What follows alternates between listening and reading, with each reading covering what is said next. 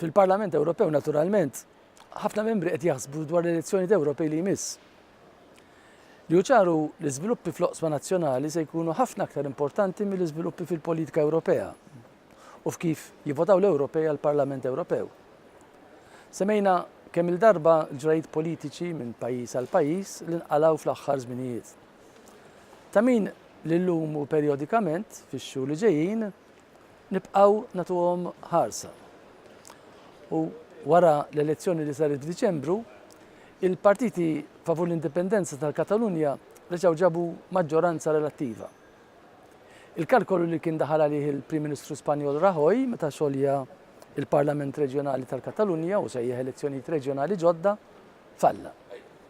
Biex taqgħod mexxejja politiċi tal-Katalunja baqgħu fil-ħabs. L-aħħar sfida għal Rajoy ġiet mill-manuvri li bdew jagħmlu l-forzi politiċi qrib tal-ex-President tal-Katalunja Puigdemont li jinsab eżiljat fil-Belġju biex hu jerġa' jiġi elett President tar-Reġjun. Irid li jmexxi mill-bogħod permezz ta' Skype għax hekk irfes lura f'Spanja jarrestawh.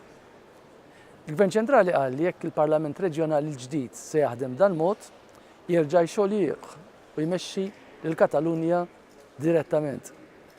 Mbagħad il-Ġermanja, ħafna qed jistaqsu x'inhu għaddej tassew fil-Ġermanja. Il-Kanċellier Merkel spiċċat terġa' tinnegozja mas-Soċjalisti l-SPD mmexxija mill-ex-President tal-Parlament Ewropew Martin Schulz biex iwaqfu koalizzjoni oħra bejniethom. Immedjatament wara l-elezzjoni ta' Settembru, Schulz kien stqar li l-SPD ħtieġlu imur fl-oppożizzjoni biex jiġġedded. Issa bidel ir-rotta wara li Merkel ma rnexxilix tibni koalizzjoni mal-ħodor u liberali. Ma' Merkel, Schulz wasal għal bidu taqbil fejn veru akkwista ftehim li koalizzjoni bejn l-SPD u s-CDU-CSU iddaħħal miżuri soċjali ġodda mhux ta' min jarmihom. Biss kellu biex ikompli jiżviluppahom ġo ftehim sod ma' Merkel f'aktar negozjati iġib il-kunsens ta' sħabu f'konferenza ġenerali tal-SPD. Il-kontroversi dwar dan is-suġġett faru fost is-soċjalisti li wassalna sadattant għal-ferment elettorali fl-Italja li baqa' jikber. Dejjem kien hemm bosta partiti telqu għall-glorja politika fl-Italja, ma issa żviluppa xenarju fejn tlieta jew anki 4 partiti jinsabu f'kompetizzjoni u fejn kull perċentwal li jnaqru mill-vot ta' ħaddieħor jista' jservihom tajjeb biex jaslu huma f'qagħda dominanti. Il-maniġġi bejn dak, l-ieħor ta' qablu ta' warajh baqgħu biżantini. Diffiċli tgħid fejn se jwasslu. Kulħadd madankollu qed ibassar li l-ebda partit mhux se jispiċċa rebbieħ waħdu.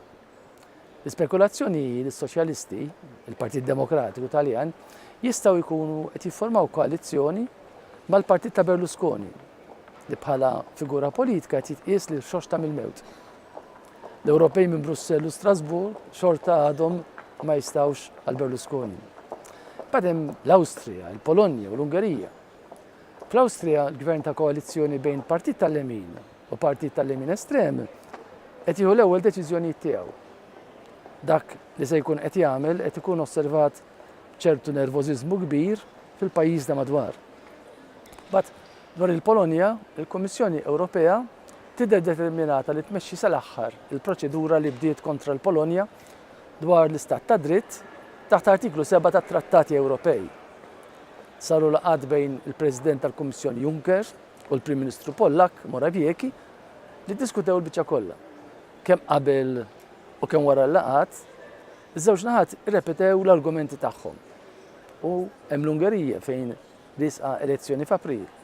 Hemm il-Gvern tal-Prim Ministru Orban jidher konvint li se jibqa' f'postu. Il-kritika fil-Parlament Ewropew l-aktar kontra tmexxija Orban ma qatax. Ħaġa li ma tantx tidher tinkwetaħ.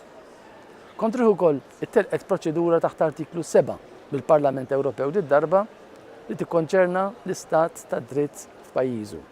U nibqgħu dal-mod allura insegwu x'inhu għaddej minn pajjiż għal pajjiż għax kull effett nazzjonali qed ikollu warah effett Ewropew.